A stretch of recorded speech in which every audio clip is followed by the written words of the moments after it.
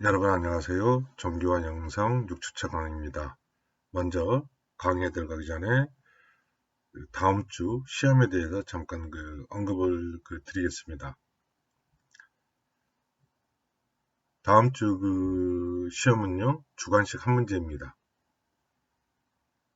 수업 내용과 관련하여서 시험 문제 출제할 거고요. 여러분들은 수업 내용과 관련하여서 여러분들의 의견을 논리적으로 개진하시면 됩니다. 내용 A4 한 장입니다. 양면이 아니라 단면 A4 한 장에 자신의 그 문제와 관련하여서 제가 낸 문제와 관련해서 자신의 의견을 부정적이 됐던 긍정적이 됐던 어떤 중립적이 됐던 비판적이던 그런 건 저는 개의치 않습니다. 여러분들이 논리적으로 자신의 의견을 개진하시면 거기에 따라 이제 제가 점수 부여를 하겠습니다. 다시 말씀드리면 문제는 한 문제입니다. 자세한 내용은 다음 주에 수요일 날 오전에 문제를 낼 때요. 자세한 내용은 구글 클래스룸 게시판에 공지해 드리겠습니다. 이번 주 강의는, 그러니까 이번 주 강의 PDF 파일은, 다음 주 오전에 올려놓겠습니다. 여러분들 시험 보는 데는 하자가 없으라고 생각됩니다. 시험 답안지는 벌써 그날 제출하는 것이 아니라 제가 한 3일이나 한 며칠간의 시간적인 여유를 여러분한테 드릴 것입니다. 그래서 수요일에 시험 문제, 오전에 시험 문제를 내고요. 금요일날 자정이나 토요일날 오전 중으로 이렇게 답안지를 회수하는 것으로 하겠습니다. 자세한 내용은 다음 주에 구글 클래스룸 게시판에 기재해 넣겠습니다. 시험 문제와 함께. 오늘은 그리스도교 영성에 대한 역사적 고찰, 네 번째 시간입니다. 오늘은 이제 종교개혁과 영성입니다. 저번 주까지가 카톨릭의 이제 수도원 운동이었죠. 수도원의 개혁 운동들을 이제 말씀드렸고요. 10세기, 13세기까지의 카톨릭의 이제 수도원 교육 운동을 말씀드렸고요. 다시 말씀드리자면요. 오늘은 3세기를 뛰어넘어 이제 16세기 종교개혁. 종교개혁하면 나오는 인물이 두 사람 있죠. 몇몇이 더 있지만 여기서는 한 가게 안에 이 짧은 시간 안에 모든 것을 다 다룰 수가 없어서 종교개혁의 이제 대표자인 마르틴 루터하고 장 칼뱅에 대해서 이제 이야기를 하겠습니다. 먼저 종교개혁과 영성이라고 이렇게 구분을 지어놨는데요. 말씀을 드리자면 제일 첫 번째 마르틴 루터가 여기 에어프루트를 보시면 이제 설명드릴 건데 아우구스트 누스 수도원의 수도사였습니다. 마르틴 루터가 수도원에서 나와서 이제 종교개혁을 하거든요. 이 마르틴 루터 개신교가 되겠죠. 마르틴 루터부터 종교개혁을 통해서 이 마르틴 루터의 종교개혁을 통해서 카톨릭의 영성의 정통인 수도원이 개신교 정통에서는 사라집니다. 마르틴 루터가 수도사임에도 불구하고 개신교 정통에서는 종교개혁의 수도원, 그러니까 카톨릭이 말하는 수도원은 이제 사라집니다. 두 번째, 장 칼뱅에 가서 이제 영성이란 말, 그러니까 종교개혁에서는 영성이란 말이 사용되지 않습니다. 이제 제가 장 칼뱅의 강의에 들어가서 다시 말씀을 드리겠습니다. 왜 종교계에서는 종교 개혁에서는 영성이란 말이 사용되지 않는지 거기에 대해서 다시 장칼뱅에 강의할 때 다시 말씀드리겠습니다. 첫 번째로 이제 마르틴 루터죠. 원래 이 수업이 대면 수업이었으면은 제가 가지고 있는 마틴 루터의 한 50분 되는 전기물이 있습니다. 그래서 그걸 어느 정도 보고 난 다음에 한 50분 정도 보고 난 다음에 수업을 이끌어갈 생각이었는데 이 비대면 수업에서 50분 넘는 동영상 강의를 하기는 동영상 틀어놓고 강의를 하기는 힘들기 때문에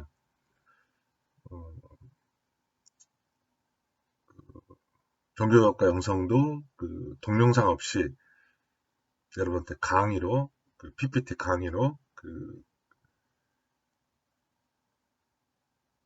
PPT로 이제 강의할 수밖에 없습니다. 마르틴 루터 여기 이제 에어프루트, 비텐베르크 이건 다 독일의 도시 이름입니다. 그래서 마르틴 루터의 생애에 이제 중요한 도시와 연관된 개혁 운동을 먼저 살펴보고요. 그 다음에 마르틴 루터의 종교교육의 정신, 또 그 정신이 그러니까 영성이 무엇인지를 여러분하고 이제 강의를 하면서 말씀을 드리겠습니다. 에어프루트입니다. 한국말로는 ER이니까 에어프루트라고 이제 이렇게 표기가 되는데요. 독일어 발음으로는 에어프루트가 맞습니다. 그래서 그냥 독일어 원어 발음으로 에어프루트라고 했습니다. 이게 지금 도시고요. 수도 생활했던 아우구스티누스 수도원이 있던 곳입니다. 아우구스티누스 수도원은 탁발 수도승들 계열이 있습니다.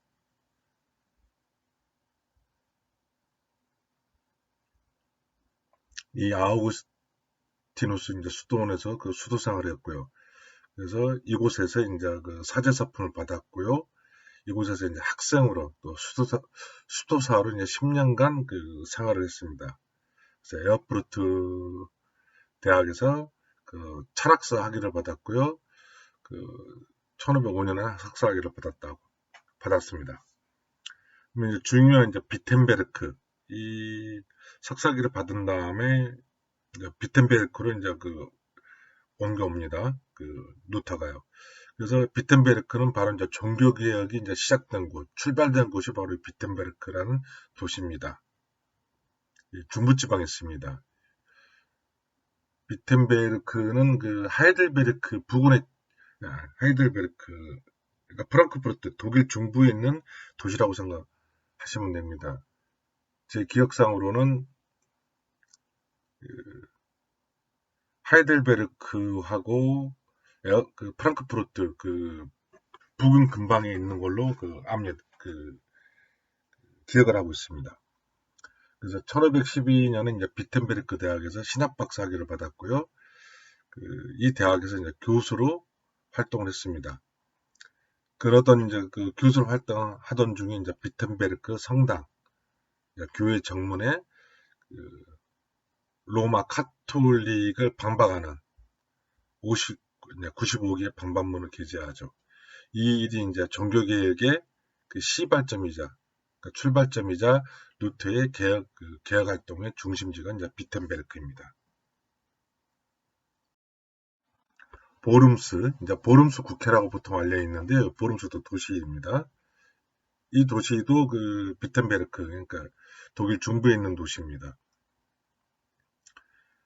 이제 비텐베르크에서 이제 95개 방방문하고 또 그 이후에 세 개의 중요한 종교개혁에 관련된 이제 논문을 이제 발표를 합니다. 가톨릭에 대한 비판. 그래서 1521년 4월 18일 오후 6시쯤 뭐 역사에 기록된 거니까요. 이곳에 모인 보름스 국회라고 합니다. 이곳에 모인 제국의회에서 이제 2단으로 정죄를 받습니다. 루터가 가톨릭으로부터요.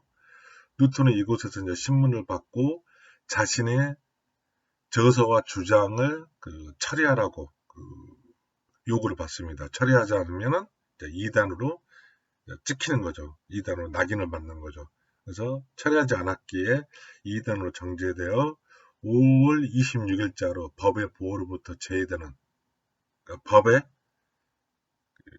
보호로부터 아무 그런 그 보호를 받을 수 없는 법외자가 이제 되죠. 그러니까 그 이후에는 법외자가 됐으니까 그 이후에는 이제 로마 카톨릭에서 또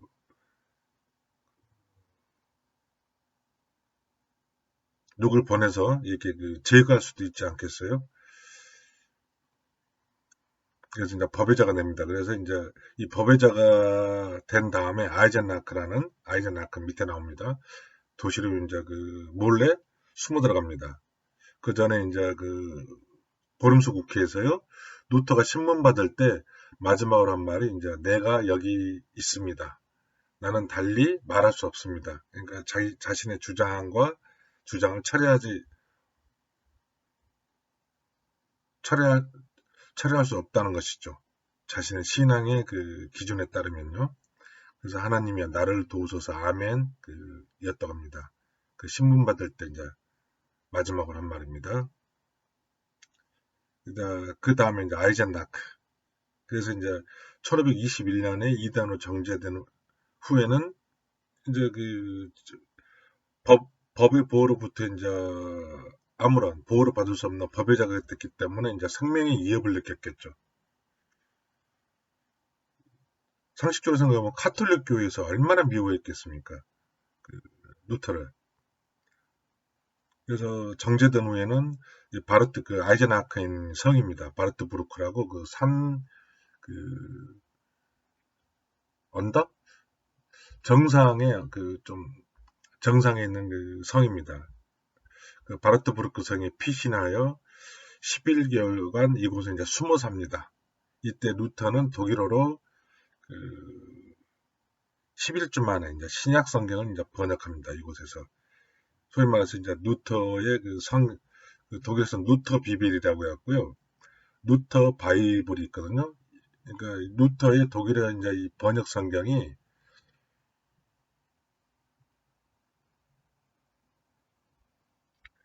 독일어로 최초로 번역된, 그러니까 자국어로 최초로 번역된 그 독일어 성경입니다.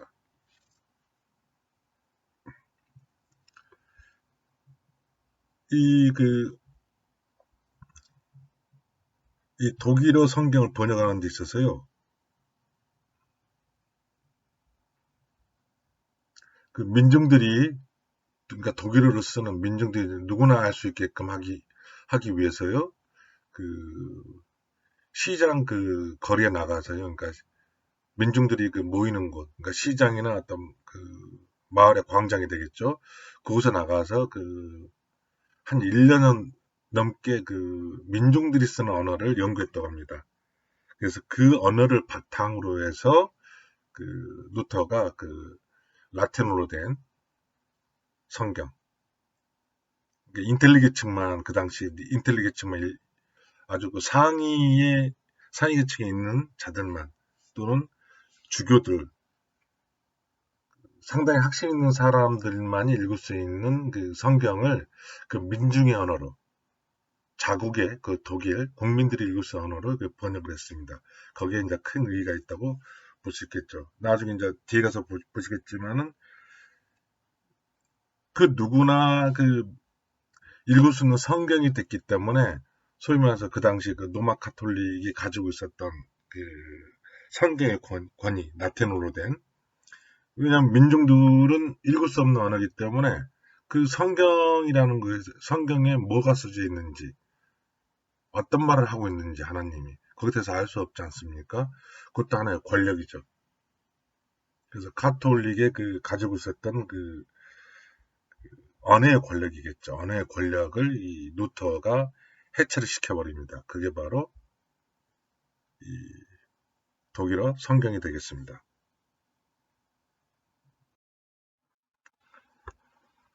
자, 이제부터 그 루터의 이제 종교 개혁과 관련된 그 내용을 보면서 그 루터의 이제 종교 개혁의 형성, 종교 개혁의 정신이라도 아마 그 똑같지 않을까 하는 생각이 듭니다.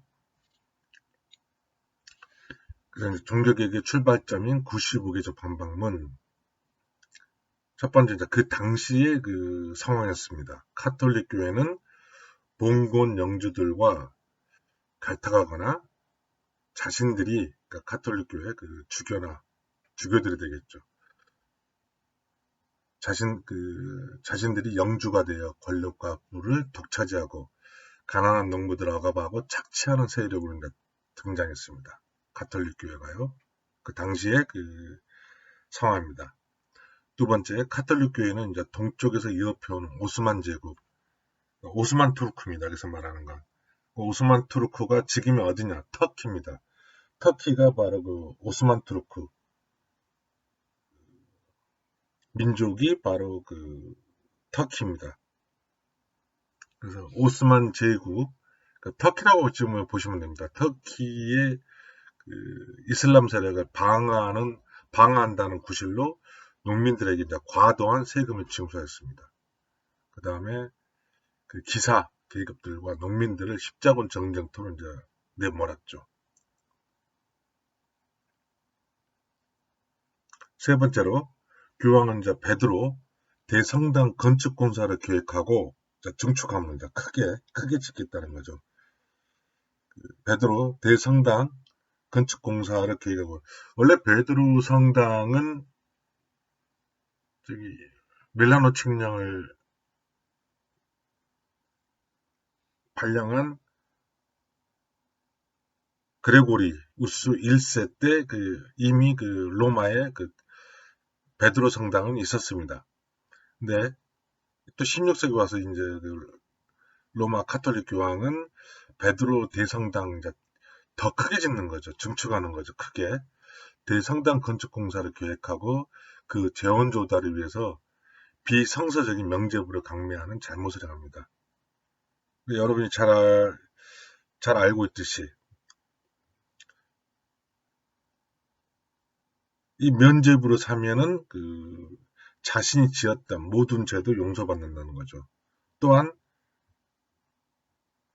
돌아가신 그 부모님이 있거나 형제가 있거나 누가 그 남편이 있다면은 그 죽은 고인이 된 사람을 위해서 천국에 갈 수 있는, 구원을 받을 수 있는, 그러니까 아주 나쁜 짓거리를 했던 사람일지라도 이 면죄부를 사면요, 살아있는 사람이요, 그 고인을 위해서, 그러면은 그 죽은 사람도 그 천국에 갈 수 있다고, 이렇게 그 비성서적인 그 말도 안 되는 그 터무니없는 그 면죄부를 판매를 했습니다. 또한 판매만 한 것이 아니라요, 면죄부를 강제로 사게끔 했습니다. 그래서 그 재원 조달을 위해서 이런 그 잘못을 그 행한 게 바로 그 당시 로마 카톨릭 교회입니다. 이 위에도 뭐 여러 가지 뭐 큰 잘못이 있는데요. 뭐 크게 보면 이 세 가지라고 보시면 되겠습니다. 누턴이 이러한 그 방성서적이고 타락한 카톨릭 교회를 머리부터 발끝까지 계획하지 않고는 교회와 세상은 구원받을 수 없다고 생각합니다. 이런 생각이 바로 로마 카톨릭 교회의 오르를 열간 95개조의 농전문, 반박문이라고 합니다. 농전문을 비텐베르크 교회 전문에 제시함으로써 종교개혁의 횃불을 높이 들게 되는 단초를 놓죠. 그래서 1517년이면은 2017년에 그 종교개혁 500주년이 됐습니다. 루터. 그래서 전 세계적으로 그 당시에 종교개혁 500주년을 맞이하는 해라고 해갖고 종교개혁과 루터에 관한 글들이 전 세계 신학계에서 글들이 많이 쏟아져 나오는 때가 있었습니다. 2017년에요.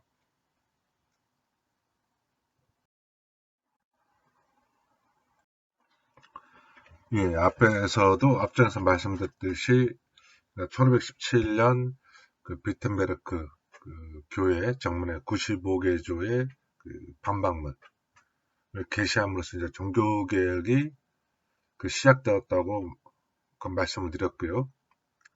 이와 함께 이제 로마 카톨릭 교회의 이제 신학적으로, 교리적으로 대결하는, 루터가 이제 대결하는 1520년에 종교 개혁 문서가 이제 발표를 합니다. 세계 3대 이제 종교 개혁 문서라고 하는데요. 세계가 이제 독일 기독교 귀족들에게 보내는 편지, 그다음에 교회의 바빌론 포로, 나머지 하나가 이제 그리스도의 자유라는 논문들입니다. 그래서 여기서 이제는 교회 바빌론 포로는 이제 생략을 했고요. 독일 기독교 귀족들이 보내는 편지하고 이제 그리스도의 자유라는 글들을 바탕으로 해서 이제 루터가 생각했던 종교 개혁의 방향들과 목표들, 그러니까 루터 생각했던 종교 개혁의 이제 방향들과 목표들이 바로 종교 개혁의 정신이 되겠고요. 또 그걸 확대시키면 이제 종교 개혁의 영성, 종교 개혁과 영성이라고 말씀드릴 수 있겠습니다. 그래서 이제 제가 여기서 이제 종교개혁 방향과 목표들, 루터의 이제 종교개혁을 여기서 말씀드리는 이유는 오늘날 세계와 세계의 이제 경제 정치까지 포함해서요. 또한 또 오늘날 한국의 교회 현실에 비추어서 이제 여러분들이 한번 이 루터의 종교개혁 정신, 영성을 보면서 어떻게 보면 재해석이 되겠죠. 과거 500년 전의 종교개혁의 정신을 오늘날의 현실에 과거의 영성, 과거의 종교개혁 정신, 그게 우리에게 아무 어떤 원동력이나 지금 우리 이 삶의 자리에서 어떤 통찰력을 주지 못한다면 그건 영성이라고 볼 수 없겠죠. 그런 관점에서 이제 제가 독일 기독교 귀족들이 보내는 편지와 그리스도의 자유라는 글들을 통해서 이제 루터가 생각했던 종교개혁의 방향들과 목표들을 말씀을 드리겠는데요. 그걸 이제 강의 드리면서 오늘날 우리가 살고 있는 세계, 또 교회의 현실, 거기에 이제 비춰서 여러분들이 나름대로 재해석을 해보셨으면 합니다. 첫 번째로 이제 독일 기독교 귀족들에게 보내는 편지입니다. 이건 로마 카톨릭계 이제 교황 제도가 잘못된 제도라는 것을 이제 세 가지로 지적하고 있습니다. 첫 번째가 이제 카톨릭 교회의 서임권 논쟁인데요. 서임권, 어려운 말인데 쉽게 말하면 성직 임명권입니다. 오늘날로 말하면 인사권이 되겠죠. 어떤 조직이나 회사의 이제 인사권, 소위 말해서 이제 조직이나 공동체에서 가장 큰 권한이라고 말할 수 있겠죠. 인사권이라는 거는. 그래서 이 성직 임명권, 이게 이제 어떤 문제가 생겼냐면요. 교황의 영적 권위가 황제의 세속적 권위 상위에 있다는 교황의 정치적 수장권을 이제 반박하는 글입니다. 이 수장권은 뭐냐면요. 하나님이 주신 권위, 교황한테 준, 그렇게 이해하시면 됩니다. 이 수장권 안에 이제 여러 가지 이야기가 들어가 있는데요. 이야기하려면 상당히 시간이 걸리기 때문에 이 수장권, 수임권이라고도 하거든요. 수임권, 가톨릭에서는. 그러니까 하나님이 주신 권리, 이렇게 보시면 됩니다. 여러분이 알고 있듯이, 기원, 8세기부터 16세기까지 교황과 황제의 권력 다툼이라고 보시면 됩니다. 그러니까 교황의 영적 권위와 황제의 세속적 권위 사이에 상당한 다툼이 벌어집니다. 거기서 나오는 게 이제 9세기죠. 9세기에 카노사의 굴욕, 그러니까 하인리 1세, 1세 때 그 한이 1세 교황 한이 1세 겁니다. 그 로마 황제가 그 카노사의 그 성에서 추운 겨울날 눈이 오는 추운 겨울날에 그 무릎을 꿇는 그 교황한테 그런 그 사건을 시작으로 해서 이 800년간 이 교황과 황제의 그 권위 다툼이 상당합니다. 그러니까 한 800년 동안 그 서로 이제 권력 다툼을 그 오늘날로 영어로 하면 이제 권력 다툼을 했다고 보시면 됩니다. 근데 이 당시에 이제 루터가 종교 개혁을 할 당시, 그러니까 15세기, 16세기, 이제 16세기에 종교 개혁이 일어나니까요.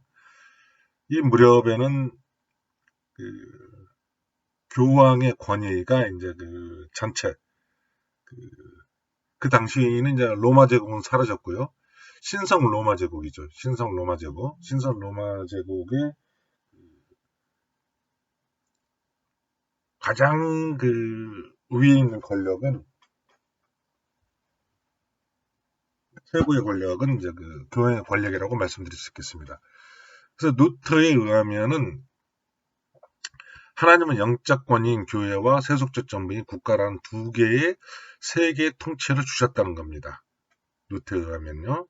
이것이 루터의 이제 두 왕국 이론입니다. 이 두 왕국 이론은 그 하나님은 영적 권위인 교회는 말씀으로, 그러니까 성서를 통해서, 세속적 권위인 국가는 법과 질서로, 그러니까 성문법이죠. 그 법으로, 법전에 의해서. 그, 그러니까 교회는 그 성서를 통해서, 국가는 법전을 통해서 그 통치하는 각기 구별되는 직무를 허락했다고 이제 말합니다. 그러니까 간단히 말하면 이제 교황과 교, 교황과 황제 간에 이제 다툼을 그만두라 이거죠. 특히 그 교황 제도가 그 잘못된 제도라는 것을 이제 그 어떻게 보면 애돌려서 이야기하고 있다고도 그 말씀드릴 수 있겠습니다. 그래서 그 구별되는 그 권리, 그러니까 교황과 그 황제의 권리가 이제 그 구별되는 그 직무를 허락했다고 그 주장합니다. 그래서 루터의 두 왕국 이론은 정치와 그 교회, 종교가 분리의 원리가 아니라 정치와 교회가 이 다르다. 다른 영역에서 그 구현되는 각기 나름대로의 그 두 왕국이라는 것이 이제 그 루터의 그 이론이라고 볼 수 있겠습니다. 두 번째 이제 교황만이 성서에서 권리와 함께 천국의 문, 이제 구원을 말합니다. 천국의 문을 열고 닫는 열쇠권을 갖는다는 교리적 수장권을 반박합니다. 이 교리적 수장권, 교리는 여러분 이제 도금하고요. 수장권이라는 건 다시 말씀드리면은 하나님이 주신 권리를 이제 반박합니다. 그러니까 교황만이 성서 해석 권리가 있다는 거. 그러니까 언어적 권리, 이것도 하나의 그 상당한 권력이죠. 앞에서 말씀드렸듯이 루터가 16세기에 이제 16세기 초에 그 종교개혁 이후에 그 자국의 언어로 독일어로 그 민중들이 읽을 수 있는 그 성서를 민중들한테 이제 돌려주죠. 민중들이 읽을 수 있는. 그러니까 그 전까지 민중들은 그 소위 말해서 성서에 무엇이 써져 있는지, 성서가 무엇을 말하고 있는지, 하나님이 어떤 이야기를 하고 있는지, 예수 그리스도가 어떤 그 구원의 행위를 했는지 알 수가 없는 것입니다. 왜냐면 그 당시 그 로마 카톨릭의 그 언어는 라틴어였죠. 이 라틴어는 소위 말해서 그 당시에 인텔리계층만 그 읽을 수 있는 언어입니다. 그 일반 대중들은 거의 그 언어를 모릅니다. 그러니까 성서에 뭐가 써져 있는지, 무엇을 말하는지를 모르는 거죠. 그러니까 이것도 그 언어의 권력이 되겠죠. 알매 권력. 그래서 교황만이 이제 성서 해석 권리가 있다는 거. 지금 현 시점에서 들으면 이제 그 말도 안 되는 소리죠. 그럼 그로 인해서 이제 천국의 문을 열고 닫는 열쇠권이 또 교황에게 있다는 거죠. 간단히 말하면 이제 오늘날로 말하면 독재죠, 독재. 종교적 독재를 행했다고도 볼 수 있죠. 그래서 루테르는 모든 신자들은 하나님이 주신 판단 능력에 따라 성서를 해석할 수 있고, 여기서 이제 루터의 그 종교개혁의 그 정신이 나옵니다. 루터가 자국의 언어, 독일어를 독일어 성서를 번역함으로써 민중들, 그 당시 평신도 신자들에게 성서를 돌려주죠. 독일어로. 그러면서 민중들이 그 언어를 자국의 언어, 독일어로 된 성서를 읽음으로써 성서에서 무엇을 말하고 있는지, 또 하나님이 어떤 말을 하고 있는지, 예수 그리스도가 구원의 행위로 무엇을 하셨는지를 알므로써 교황의 이제 성서 해석권이 권리가 차츰 이제 누그러들겠죠. 그래서 루터가 종교계의 제1 정신이 두 가지가 있는데, 오직 성서만으로, 오직 은혜만으로. 이제 루터의 종교개혁의 정신입니다. 여기서 이제 성서를 해석할 수 있다. 이거는 언어의 폭력에서, 언어적 압력에서 이제 그 당시 민중들을 해방했다고 볼 수도 있겠죠. 또한 모든 신자는 구원의 열쇠의 전부를 갖는다. 그러니까 로마 교양에 의해서 구원이 좌지우지되는 것이 아니라 모든 신자들이 하나님의 말씀인 독일어로 된 성경을 알므로써 바로 그 성경의 말씀을 통해서 하나님과 기독교인 간의 1대1 개인 간의 관계 속에서 이제 본인의 구원에 대한 책임을 진다는 것이죠. 세 번째로 이제 교황만이 교회의 총회를 소집하고 그 결의들을 승인할 수 있다는 공의의 수장권을 반박합니다. 그러니까 여기 교황이 이제 교회의 총회를 소집하고 그 결의들을 승인한다는 것은 바로 교황이 교회의 가톨릭 교회의 교리를 만들 수 있는, 소위 말해서 법안을, 가톨릭 교회의 오늘날 말하는 법안을 제정해서 그 법을 교황에 의해서 좌지우지할 수 있다는 거죠. 이것도 하나의 권력이죠. 그래서 공의회는 주교들의 합의에서 소집됐고 거기서 교리들이 결정됩니다. 그래서 루터는 여기에 대해서는 아니다. 어떻게 교리가 하나님 말씀을 대신할 수 있느냐는 비판의식을 가지고 있습니다. 다시 말씀드리면은 오직 성서만으로, 그러니까 교회 총회를 소집해서 교리가 결정된 거기에 따라서 그리스도인들, 기독교인들이 따라가는 것이 아니라 성서를 통해서,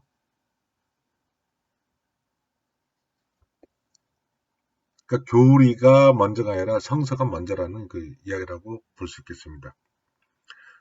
또 다른 관점이 있는데요. 앞에 세 가지를 통해서 로마의 교황제도를 비판했고요. 이제는 루터가 교황과 지도층들, 그러니까 주교들, 또 봉건, 영주들, 귀족들이 되겠죠. 교황과 지도층들의 정치적, 경제적, 도덕적으로를 비판합니다. 첫 번째로 이제 교회를 궁정국가, 교회국가라고 보시면 돼요. 가톨릭 교회국가로 만들어 수많은 추기경들로 관료체제, 관료주의 제재를 그러니까 관료주의 체제를 이제 만들어버리죠. 그래서 제가 알기로는 예전에 이제 읽었던 책인데, 예전에, 지금 어떻게 되는지 모르겠습니다. 한국의 어느 지역에, 어느 동네에 만약에 성당을 짓는다고 치면은요, 성당을 짓기 위해서 서류를 구비해서요, 어디까지 올라가야 되냐면요, 서류가 지금 그 로마 카톨릭 베드로 대성당 지금 교황이 있는 그 로마까지 그 서류가 올라가야 된다고 합니다.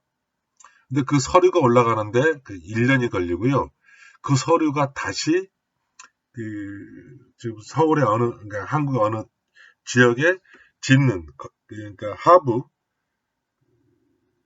그 서류를 올렸던 곳까지 그 서류를 건물을 짓겠다고, 성당을 짓겠다고 그 서류를 올린 곳까지 다시 내려오는데 1년. 그래서 꼬박 2년이 걸린다고 합니다. 지금 이제 뭐 어떻게 체제가 바뀌었는지는 모르겠습니다. 그건 한 20년 전에 제가 책에서 읽었던 이야기고요. 그래서 관료 체제를 두고 세속 명주처럼 통치를 했습니다. 그래서 정치와 종교 통합을 내세워 그것들이 서로 구별되어야 성서의 가르침을 어겼다고 이제 루터는 비판합니다.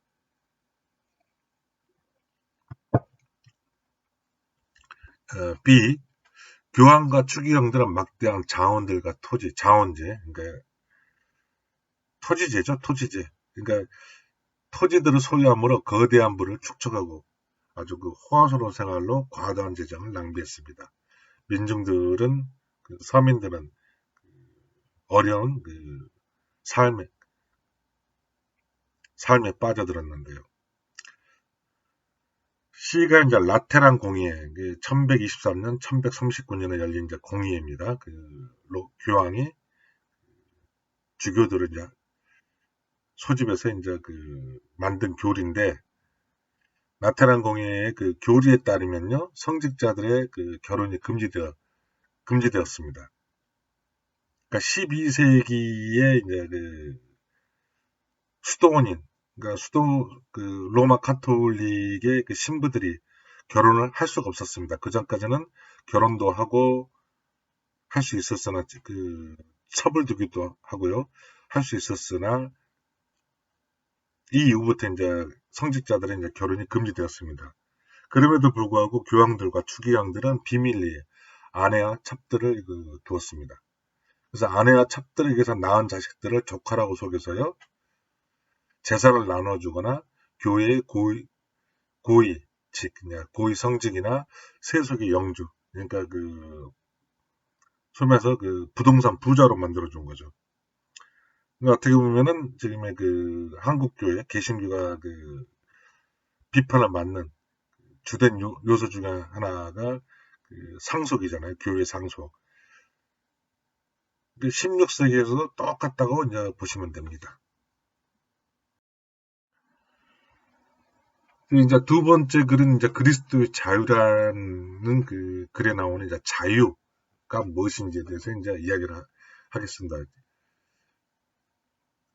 그리스도의 자유라는 글에서 이제 그리스도인은 만물에 대해서, 이 세상에 대해서 이렇게 보시면 돼요. 만물, 삼라만상, 이렇게 말씀드립니다. 이 세상에 대해서 자유로운 주인이며 누구에게도 예속되지 않는다. 그리스도는 만물을 섬기는 종이며 모든 만물에게 예속된다. 루터의 이 명제는 서구에서, 그러니까 서양에서 기독교인의 삶, 또 기독교인의 존재 양식, 실천 양식이 이제 대현장이 됐습니다. 이거는 신학적으로도 지금까지도 이 전통이 내려옵니다.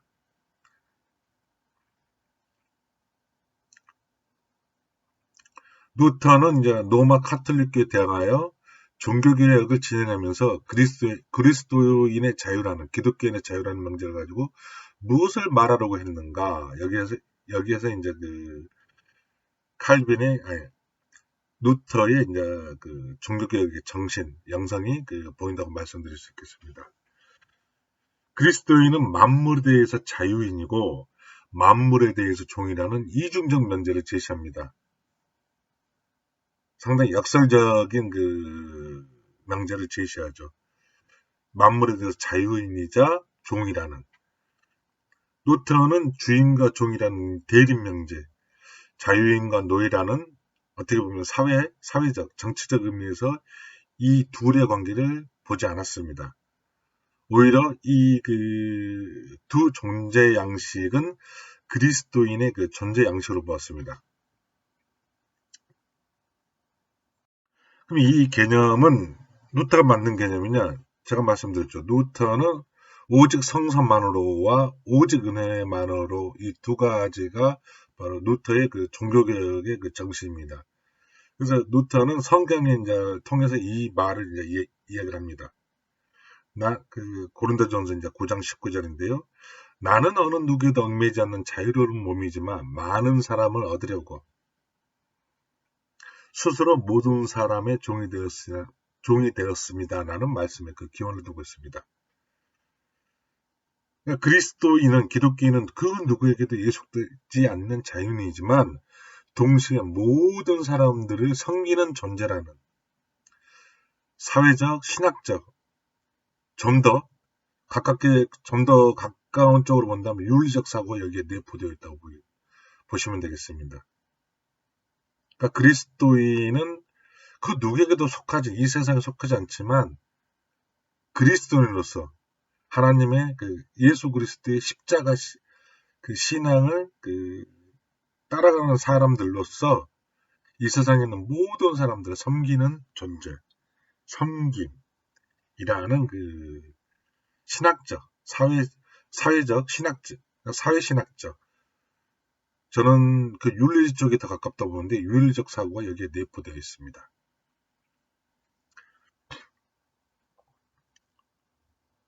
그 다음에 이제 여기에 관해서 자유에 대해서 이제 그 루터가 생각한 내용이 무엇인지 거기에 대해서 살펴보겠습니다. 루터는 타락한 인간에게서 자유라는 본성이 갖는 부정적 요소를 정확하게 꿰뚫어 보고 있다고 볼 수 있습니다. 그러니까 앞장에서는 그리스도인의 자유지만 반대되는 게 타락한 인간에서의 자유. 그 앞하고 이제 구분이 되시죠. 그리스도인의 자유와 타락한 인간의 자유. 그 인간의 자유란 하나님을 부정할 수 있는 자유인 동시에 다른 인간을 노예로 만들 수 있는 성격이 있음을 간파했습니다. 이 자유에. 첫 번째, 타락한 인간의 자유의지는 하나님이나 다른 사람들의 관계성을 파괴합니다. 멀리하게 만듭니다. 따라서 하나님으로부터의 은혜나 하나님을 거부하는 거죠.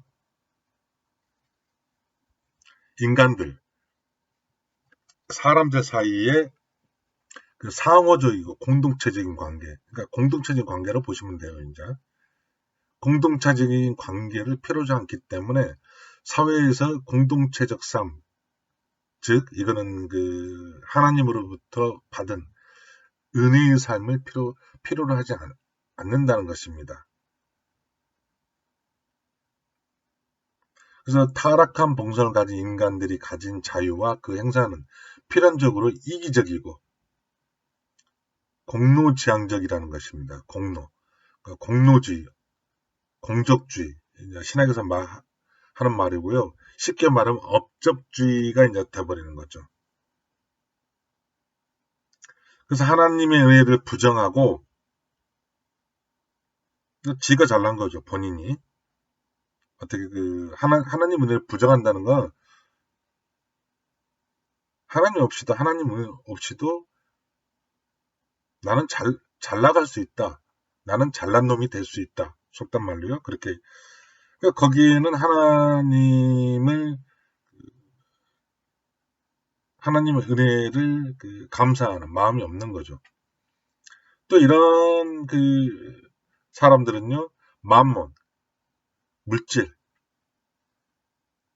물질을 섬기며 타인들과의 공동체적 나눔을 거부하고, 이 공동체적 나눔이라는 건 앞에서 말씀드린 성김, 깊이 들어가면 성김이라고 말씀드릴 수 있겠어요. 성김을 거부하고 불이한 격차 사회를 가져옵니다.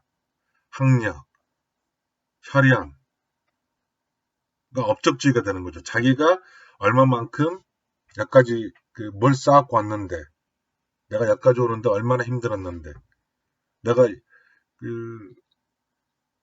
이 사회를 위해서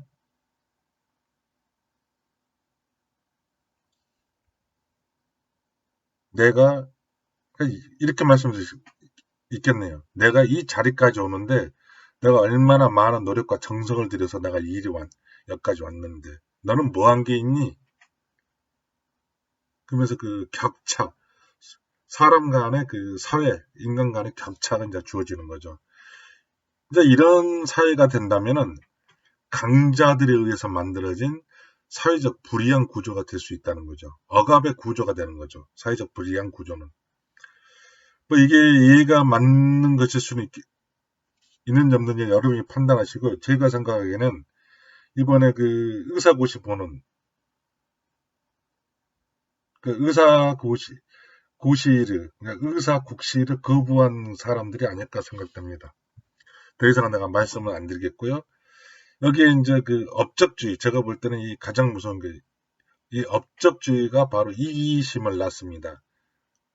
소위 말해서 종교 1등을 했다는 자들. 그래서 내가 의사라는 것, 여기에는 그 필연적으로 그 뒷백에는 이기심이 숨어 있지 않나. 그러니까 그 의사라는 게 공공의 영역입니다. 국민의 그 생명을 그 책임지는, 또 한 개인의 생명을 책임져야 되는 어떤 막중한 책임이 있는 그 직업이죠. 근데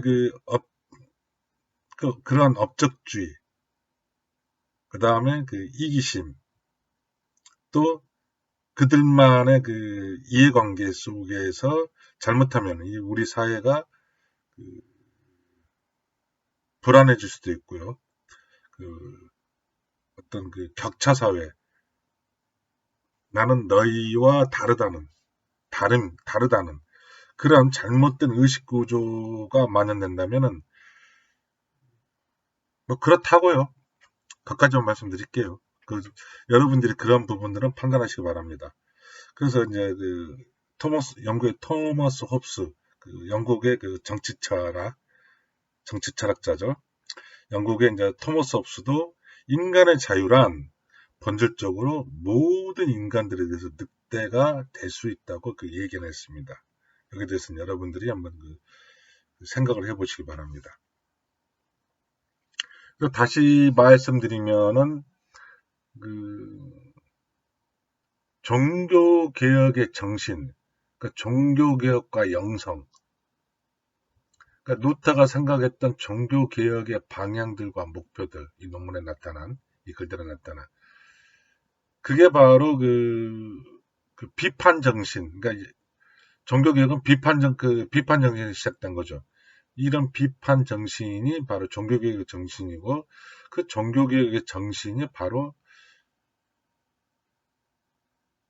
영성이라고 말씀드릴 수 있겠습니다. 그렇다면 종교개혁의 영성이란 500년 전에 종교개혁으로서 끝난다면 그건 아무 의미가 없죠. 그건 하나의 골동품밖에 될 수 없죠. 그런 종교개혁의 정신들의 방향성, 또 목표, 그것이 오늘날 우리가 살고 있는 세계 교회 현실에 비춰서 재해석이 되고, 그게 또 우리에게 살아있는 영성으로 다가올 때 바로 종교개혁의 종교개혁의 영성이 우리한테 의미가 있지 않나. 그래서 여러분들이 그 부분은 잘 생각해 보시기 바랍니다. 자, 이제 두 번째로 장깔뱅입니다. 보통 칼빈이라고 하는데요. 프랑스 사람이거든요. 그래서 장깔뱅이 맞습니다. 프랑스식 발음을 해줘야 되니까요. 또 장깔뱅도 중요한 도시 2개만 소개를 하고요. 그 다음에 장깔뱅의 영성이 무엇인지에 대해서 살펴보겠습니다. 장깔뱅이 주로 활동한 곳이 이제 스위스입니다. 바젤하고 제네바. 바젤에서는 이제 기독교 강요를 이제 집필하고 출판한 곳입니다. 1534년 10월에 이제 프랑스에서 일어난 사건인데요. 벽보 사건이라는 그 사건이 일어납니다. 이 벽보 사건 이후에 이제 벽보 사건이 뭐냐면요. 그 프랑스 파리 시내 곳곳에 이제 로마 그 카톨릭 교회의 그 교회 제도와 교황주의를 비난하는 이제 벽보가 나붙습니다. 그래서 이것을 이제 계기로 해서요, 로마 카톨릭 교회가 그 프랑스에 살던, 그 파리에 살던 그 수많은 개신교회들을 이제 확산하는 그 사건이 일어납니다. 바로 이제 그 기독교 장로를 왜 집필했느냐? 바로 그 프랑스의 이제 벽보 사건으로 인한 그 개신교의 탄압이죠. 그러니까 카톨릭의 반기를 든 개신교의 탄압에 항의하기 위해서 쓴 책이 바로 이제 그 기독교 강요입니다. 두 번째가 이제 제네바. 이제 이 제네바란 도시가 칼뱅이 그 개혁 활동의 거점이자 중심입니다. 여기서 이제 그 개혁 운동을 벌였습니다. 1536년에 3월에 기독교 강요를 출판한 후에요. 쫓겨다닙니다. 이 책을 내고 난 다음에 프랑스 그 그러니까 카톨릭 그 당국에 의해서 이제 쫓겨다닙니다. 그 부분은 이제 쓰진 않았습니다.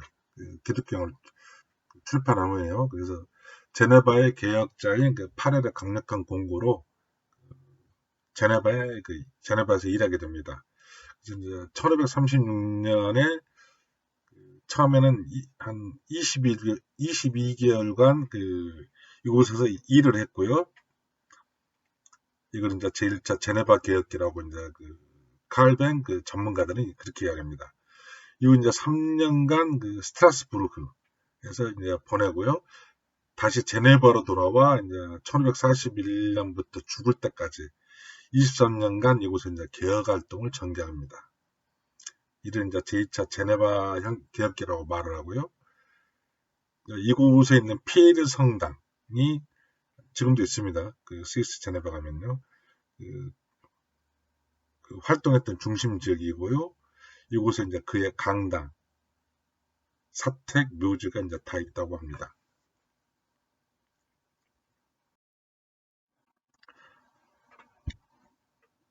변경으로서 영성이라고 이제 제가 칼빈의 영성을 그렇게 말을 붙였습니다.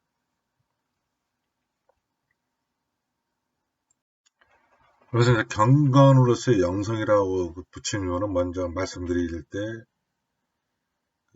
종교개혁 이후, 그러니까 종교 루터나 칼뱅 또 개신교에서 영성이란 말은 사용하지 않았습니다.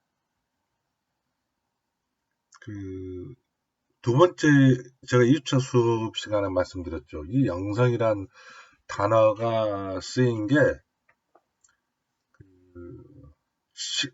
카톨릭에서 이제 17세기에 쓰였다고요. 그러니까 17세기가 되면서 이제 카톨릭, 이제 구교죠. 신교, 구교 나올 때 카톨릭에서 영성이라는 말이 이제 등장하고 영성신학이 등장합니다. 17세기 지나서. 그러니까 17세기 이전에는 이 영성이란 말이 수도원적인 것 뜻이요. 10세기 이전에는 카톨릭에서 수도원적인 것 또는 신비적인 신학 또는 금욕주의 이런 거를 가르치는 뜻이었습니다. 영성이.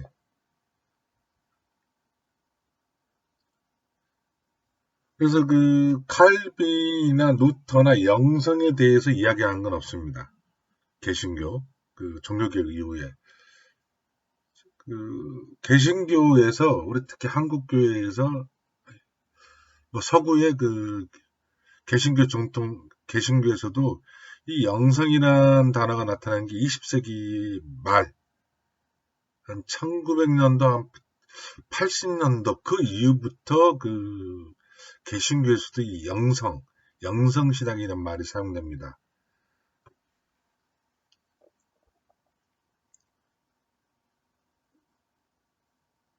그래서 그 종교 개혁, 그래서 제가 제목 이번 그 제일 앞에 보시면은 종교 개혁의 영성이라고 붙이진 않고 그런 이유로 종교 개혁과 영성이라고 제가 제목을 붙였습니다. 왜냐하면 종교 개혁 이후 개신교에서는 20세기 말이 될 때까지 그 영성이란 단어가 사용되지 않았다고 보시면 됩니다.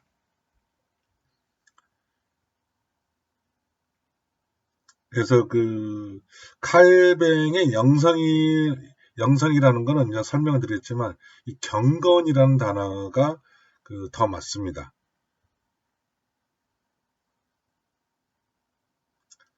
그래서 경건으로서 영성 이렇게 제목을 붙였습니다. 그래서 경건으로서 영성이 무엇인지 깔뱅이 말한 건 하나님에 대한 경험에 상하여 우리의 삶을 형성하는 양식을 영성이라고 이제 크게 이제 큰 의미에서 정의할 수 있겠죠. 이건 제가 내린 정의는 아닙니다. 그래서 칼뱅에서 이제 영성이란 건 경건이란 말과 동의하다까지 이렇게 이제 칼뱅 전문가들이 보고 있는 것 같습니다. 근데 이제 경건이란 말이 그의 저술에서 이제 쉽게 확인할 수 있습니다. 기독교 강요요. 기독교 강요 상당히 이제 상당히 책이 두껍습니다. 제가 여기서 하나, 둘, 셋, 한 전집류로 돼서요. 이게 소위 말해서 웬만한 사전 한 4권, 5권, 그러니까 상당히 방대한 저술입니다. 근데 기독교 강요를 이제 저술한 의도 중에 자신이 저술한 의도가 무엇인지 밝히는 부분이 있습니다. 그 부분이 이제 몇 가지 기초적인 원리를 기술하여 종교에 열심히 있는 사람들이 참된 경건의 생활을 이루도록 하는 것이다. 그러니까 기독교 강요의 이제 의도가 참된 경건의 생활을 이루는 것이라고 이제 밝히고 있습니다. 그가 기독교 강요에서 경건이라는 용어를 무수히 많이 사용하고 있다고 이제 학자들은 이야기합니다. 학자들이요. 그의 영성을 그래서 경건으로서의 영성이라고 이제 말할 수 있습니다. 그래서 이제 2000년대 그러니까 이후에 영성적인 측면에서 깔뱅의 글이 이제 번역된 것도 있고요. 논문도 많이 나오거든요. 석박사 논문도. 거의 대다수가 이제 이 경건이라는 것이 저희 논문들을 살펴봤는데 깔뱅의 영성의 중심점은 경건이다라고 이제 말씀드릴 수 있겠습니다. 그래서 칼뱅의 사고의 주제는 이제 경건이었습니다. 그래서 하나님을 아는 것이 신학이라면 알미죠. 지식, 신학이라면 그렇게 알게 된 하나님을 경외하고 살아가는 것, 이런 이제 프락시스, 실천입니다. 그렇게 알게 된 하나님을 경외하고 살아가는 것이 경건이다. 그러므로 이제 깔뱅에서는 암과 이 경건, 그러니까 암과 삶이 분리되지 않았다고 보시면 돼요. 암과 경건, 암과 삶이 분리되지 않았다.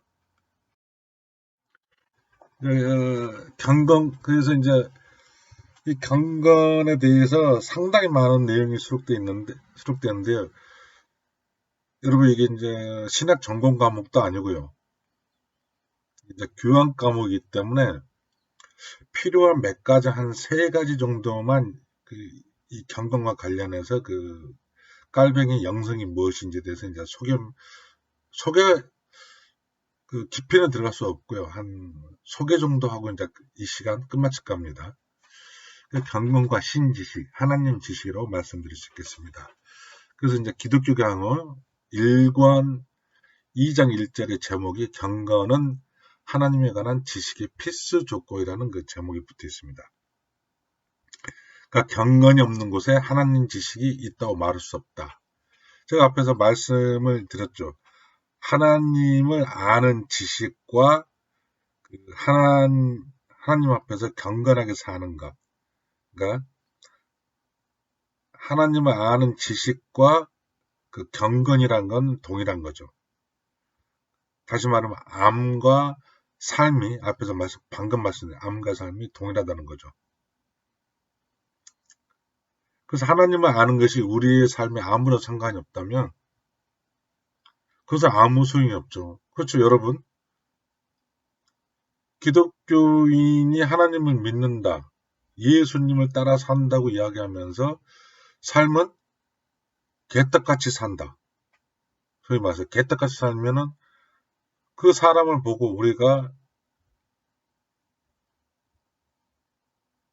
기독교인이다, 하나님을 참 따르는 사람이다 라고 말할 수 없는 거죠. 그러니까 하나님을 아는 것이 하나님의 존재를 아는 게 아닙니다. 여러분, 그건 착각하지 마세요. 하나님을 아는 것은 이제 뒤에서 나오겠지만 성서라고 볼 수 있습니다. 왜냐하면 하나님은 성서를 통해서 우리에게 말씀을 하시기 때문이죠.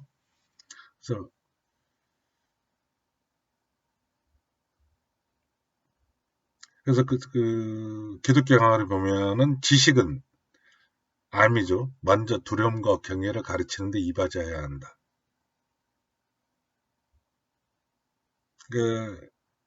뭐 이건 여러분한테 설명 안 해도 될 것 같습니다. 뿐만 아니라 지식은 하나님께 봉사하는 것이어야 돼야 한다.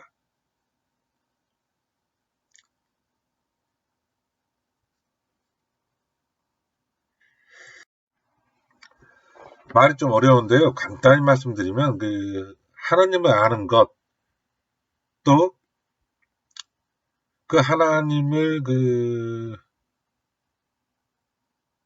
경배하고 또 하나님을 사랑한다는 것. 성경에서 예수께서 말씀하시기를 하나님을 사랑하는 것이, 그러니까 이웃을 사랑하는 것이 하나님을 사랑하는 것이다라는 성경 구절이 있듯이요. 하나님께 봉사하는 것이 어떤 하나님께 열심히 기도드리고 여러 가지 종교적 활동도 해야 됩니다. 안 해야 된다는 말 안 했어요. 그런데 진짜 우리 삶 속에서 하나님께 봉사하는 삶이 구체적으로 드러나는 것은 이웃사랑 아니겠습니까?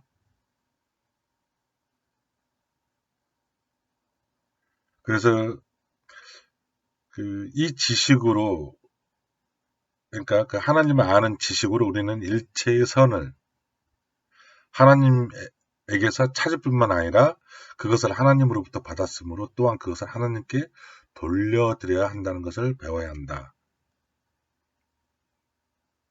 그래서 다시 밑에서 이제 쉽게 설명하면요.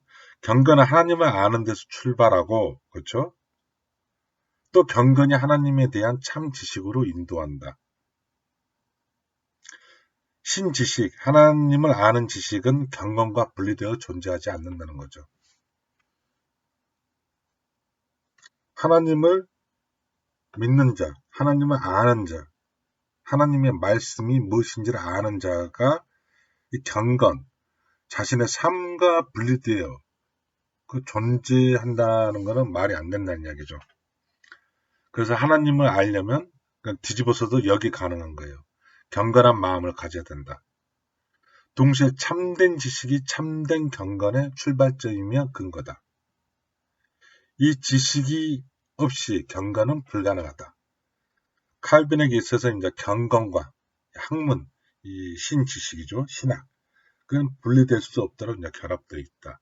그러니까 쉽게 말씀드리면 삶과 암과 삶이 나누어질 수 있는 게 아니라 불가분의 관계에, 불가분리의 관계에 놓여 있다. 그렇게 이야기하시면 그렇게 이해하시면 되겠습니다. 경건과 성서, 루터와 마찬가지로 깔뱅도 이 성서, 오직 성서만으로 를 주장하는 사람입니다.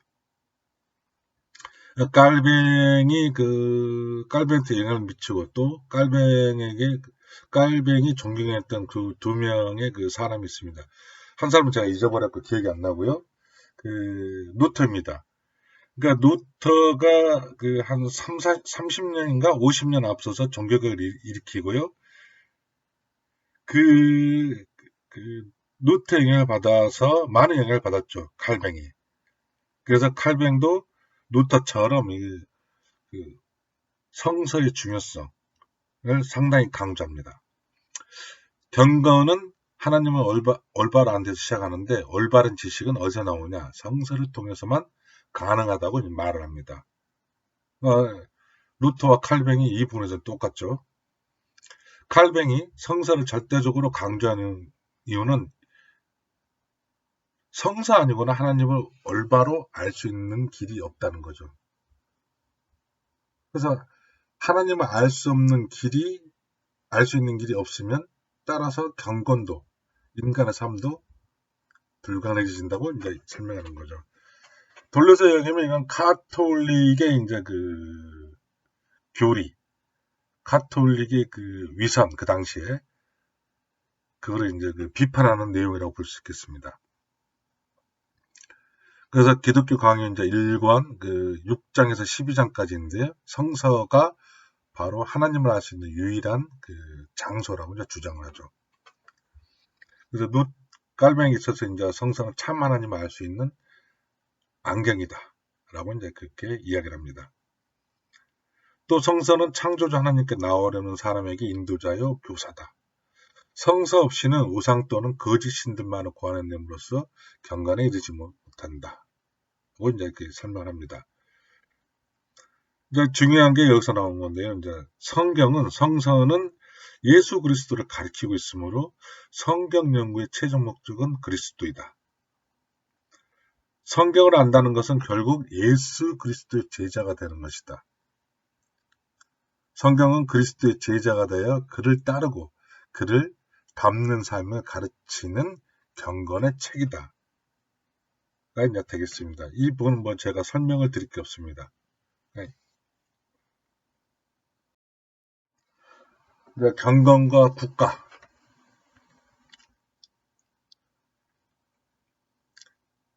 칼뱅이 이제 그 자신의 기독교 강의에서 이제 국가의 목적을 이해합니다.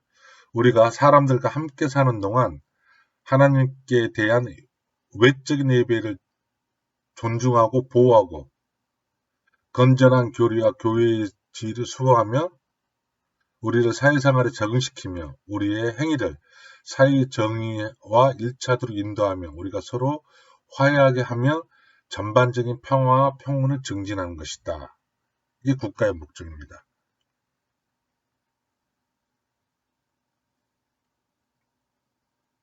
그러니까 깔뱅도 이 국가에 대해서 부정적으로 보질 않았죠. 어떻게 보면 루터처럼 그 종교와 국가의 그 분리가 아니라 그 구별을 이야기한다고 볼 수 있겠습니다. 그러니까 그 하나님께 대한 외적이라고 하지만 예배를 존중하고 보호할 수 있는 곳이 바로 국가의 목적이며 또 건전한 교류와 교회의 지위를 수호하는 것, 또 우리가 사회생활에 적응하는 것, 우리의 행위를 사회정의야, 그러니까 법에 일치하도록 인도하는 것, 그러니까 범죄자를 만들어내는 것이 아니죠. 만들어내는 것이 아니죠. 그것이 바로 이제 국가의 목적입니다. 그래서 그 위에서 한 말을 다시 이제 쉽게 설명하자면 국가제도는 사회 공동체적인 차원에서 경건을 증진하기 위하여 필요한 제도라는 것이 그 깔뱅의 주장입니다. 그러므로 이제 이 정부를 폐지하는 시도는 말할 수 없는 야만적 행위가 됩니다. 왜냐면 그 당시 제네바의 이제 그 아나키스트, 그 무정부주의자들하고도 그 대립이 됩니다. 거기서 나온 이제 이야기입니다. 그래서 정부는 우상숭배, 하나님의 이름에 대한 모독, 하나님의 진리에 대한 회방 등을 막고 인간 상호 간의 선한 교제를 가능하게 하고 정직과 겸양의 덕을 보존하는 일을 해야 된다. 그러니까 사회에 어느 정도의 그 치안, 보호, 어떤 체제의 안정성, 또 종교의 자유 이런 부분에 대해서 이제 그 상당할 정도로 이제 그 국가 제도에 대해서 이제 그 깔뱅이 이야기하는 것입니다. 여기서 이제 말씀드린 건 깔뱅이 기독교 강요를 쓰고 난 다음에 그 로마 카톨릭 교회에서 그 미움을 받아갖고요. 그 도망치로 다닌다고 했잖아요. 그 루터처럼. 오늘 기독교 강요가 소위 말해서 그 개신교를 옹호하는 책이자 그 카톨릭에 대해서 그 비판한 책이기도 하니까 그런 점에서 본다면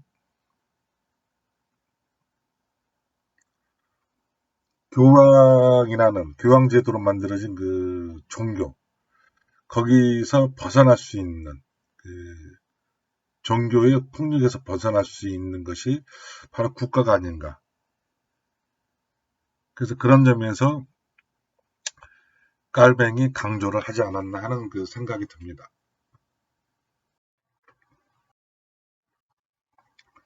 예, 오늘은 이제 마지막 장이 되겠습니다. 경건과 삶. 경건과 이제 삶이 가장 잘 드러나는 게 무엇이냐? 자기 부인이라고 이제 이야기합니다. 그 그리스도인의 생활의 요점에서 칼뱅이 이제 자기 부인을 제시합니다. 그 근거는 우리 자신의 것이 아니라 하나님의 것이라는 데 있다고 이제 그 말을 합니다. 그래서 우리가 우리 자신의 것이 아니므로 우리의 이성이나 의지가 지배하지 못하게 해야 하며 우리의 유익을 구해서는 안 되고 할 수 있는 대로 우리 자신과 우리의 전소유를 잊어버려야 한다. 이 말을 그 현대사회에서 그 바꿔서 이야기하면 이해관계죠. 이해관계.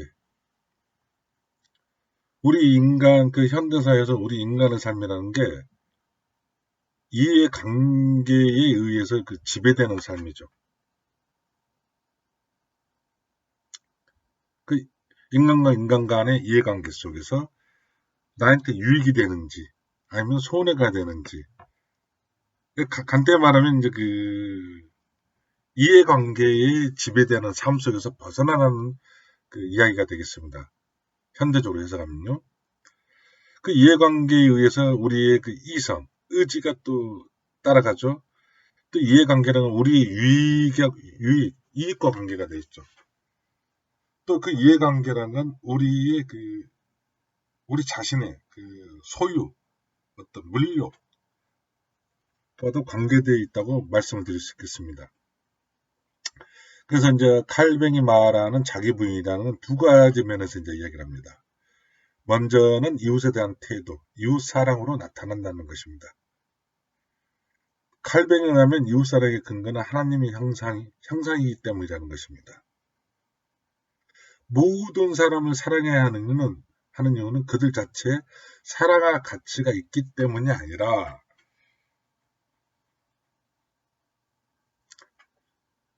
그러니까 인간의 그 사회 그 정치 철학적에서 말한 인간의 존엄성에 대한 이야기가 아니라 종교적으로 할때 하나님의 형상이 모든 사람 안에 있으므로 그 형상에 대한 경의와 사랑을 표하는 것이라고 합니다. 다시 말씀드리면 하나님의 형상, 하나님을 아는 지식. 더 쉽게 그 구체적으로 설명하자면 이웃을 사랑하는 것이 하나님을 사랑하는 것이다. 예수께서 말씀한 것처럼요. 그런 의미에서 그 이야기를 이해하시면 되겠고요. 뭐 그렇게 어려운 것 같지는 않아요. 이 내용들은. 또 하나님의 관계에서 자기 부인은 헌신으로 나타난다고 이야기합니다. 이것은 우리의 모든 것을 주의 뜻에 맡기고 주님께 복종하는 것이다. 주님께서 주시는 것 외에는 아무것도 원하지 말아야 한다. 어떻게 보면 이런 부분들은 수도원 운동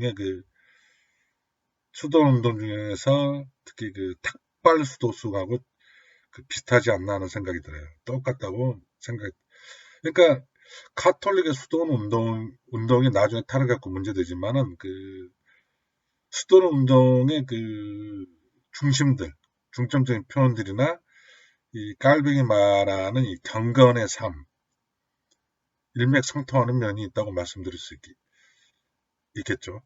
그래서 주님께서 주시는 것 외에는 아무것도 원하지 말아야 한다. 그러니까 욕심, 욕망, 이해관계, 이것이 우리의 인간과 인간의 관계, 인간과 사회의 관계, 사회와 사회의 관계, 또 인간과 하나님과 관계, 하나님과 그리스도와의 관계들을 다 뭐랄까요, 구체시키는 것이 이해관계가 되겠죠. 현대적인 용어로 말하면 개인적으로 봤을 때 욕망. 그래서 자기 부인은 하나님 앞에서 겸손과 인내로 나타난다고 이제 이렇게 이야기합니다. 그래서 이번 주 종교 영상 중에서 이제 개혁 종교교육과 영성에 대해서 이제 알아봤습니다. 여러분 긴 시간 동안 수업 듣느라 수고 많으셨습니다. 다음 주는 중간고사고요. 다다음 주에 강의로 만나겠습니다. 여러분 수고하셨습니다.